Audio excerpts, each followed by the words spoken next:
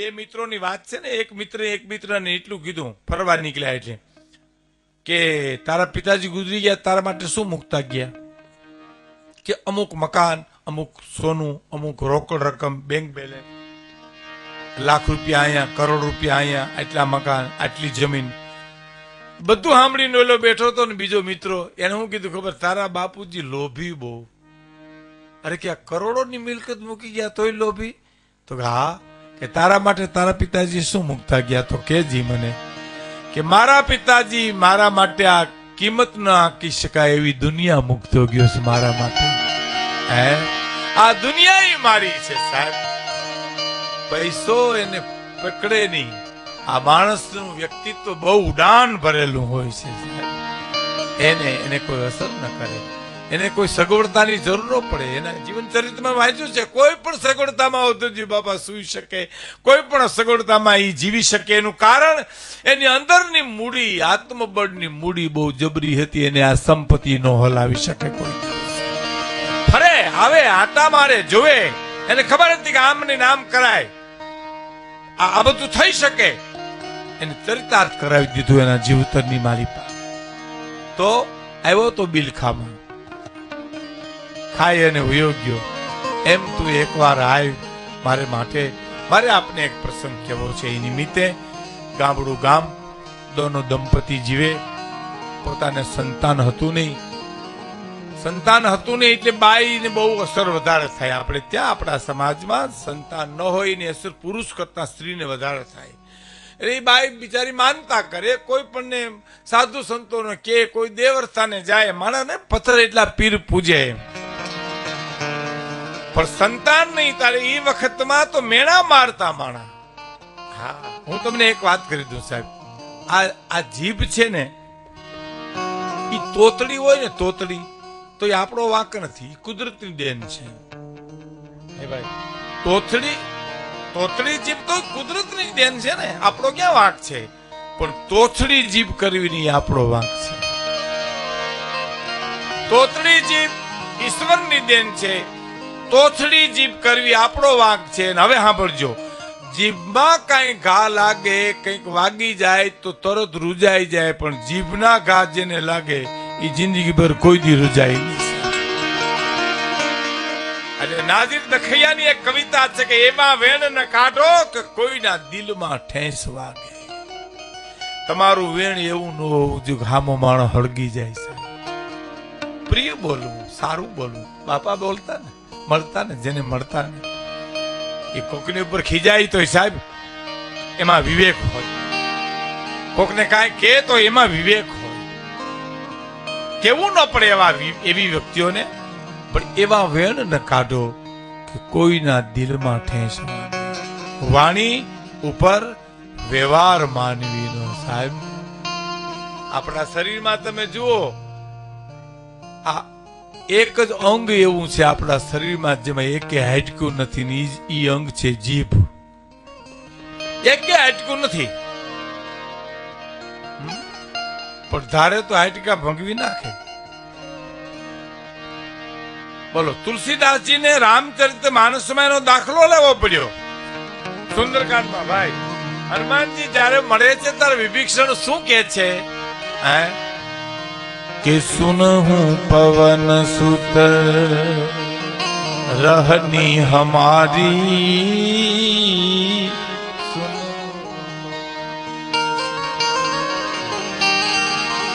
सुनहु पवन सुत रहनी हमारी जिमि दसनन महजीब बिचारी। हे हनुमान जी महाराज, विभीषण के हूँ लंका में एवी रीते रहूं छू के 32 दांतनी वच्चे जेम जीभ रे एम हूँ रहूं छू। अने वात साची छे। तमे जुओ अपना दांत में कई कहोजण हलवाई गई होय ने तो जीभ हेरवी हेरवी ने काढी ली। जीभ ने हूँ भाई पींडाનું શાક ખાધું હોય કે ગુવારનું ખાધું હોય ને કહોજણ હલવાઈ જતો જીભને હું લેવા દેવા, પણ એ સમજે છે કે આ ગાયકવાડના ખાંભા બત્રી મારી ચારી કોર છે અને કોકવાર મને હેરાન કરી દે તો એને રૂડું મનાવીએ આપણે। બરાબર ને? પણ એકવાર દાંત મીંડા દબાવવા માણસ છે ને, હામા માણસનો વિવેક સમજી શકે ને પછી એને નબળાઈ સમજે. એટલે જીભની નબળાઈ સમજવા મીંડા. કોણ? દાંત. પછી દાંતે જીભને શું કીધું કે હમ બતીશ તુમ એકલી બસી હમારી માય, પણ જરાસી કતર ખાઈએ તો ફરિયાદ કહાં લે જાય. 32 દાંતની વચ્ચે જીવવું છે. એક કટકી કપાઈ જાય તત બનશે થવા સમજી લેજે. પછી જીભે એકવાર 32 દાંતને શું કીધું? તમે બહુ વાયડા થતા નહીં, ઊંચા નીચા થતા નહીં, આડાવલા થતા નહીં, તમે મારી મહેરબાની ઉપર જીવો છો, એ ભૂલતા નહીં. કે તો હું કરી લે તું? કે હું ઈ કરી લઉં. તુમ 32, તમે ભલે 32 રહ્યા, તુમ 32 હમ એકલી ભલે બસી તુહારી માય, પણ જરાસી તેડી બાત કરું તો બત્તી હી ગીર જાય. એક કોક ને સણસણતું વેળ સંભળાવું એટલે 32 નો ઢગલો થઈ જાય. બોલું હું, પડો તમે.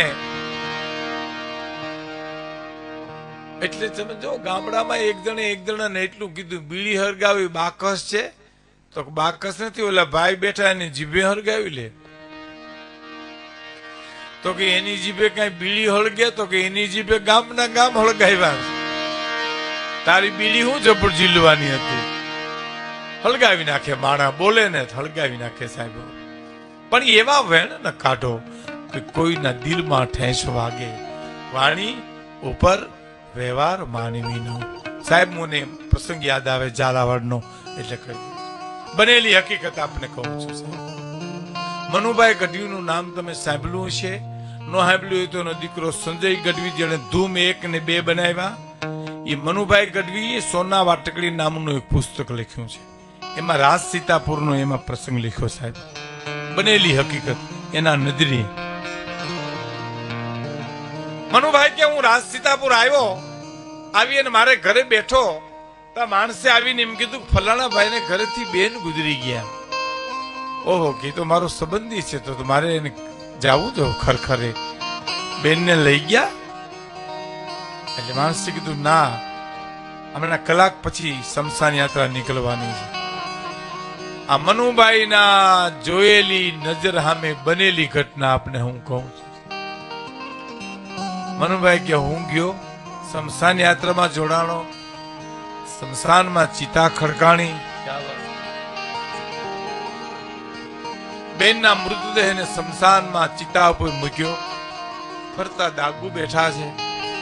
ચિતામાં અગ્નિ સંસ્કાર મૂક્યો. ચિતા મંડી હળગવા.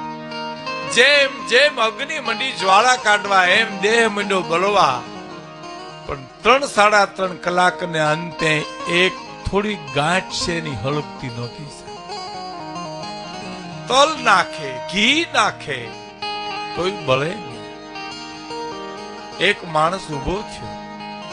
આવી માણસોને કીધું જે વ્યવસ્થા કરતા હતા એને, કે ભાઈ કેટલી વાર છે? હવે તો 3.5 કલાક જેવો સમય.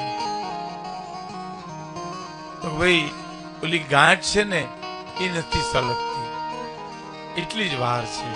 એમાં ઘી નાખીએ છીએ, તલ નાખીએ તોય નથી સળગતી. એ માણસે શું કીધું ખબર? એ નહીં હલગે ભાઈ, એ ગાંઠ નહીં હલગે. તો કે તમને કેમ ખબર? તો કે બેન છે ને મારી જીભની માનેલી બેન હતી, એને કે ભાઈ નહોતો.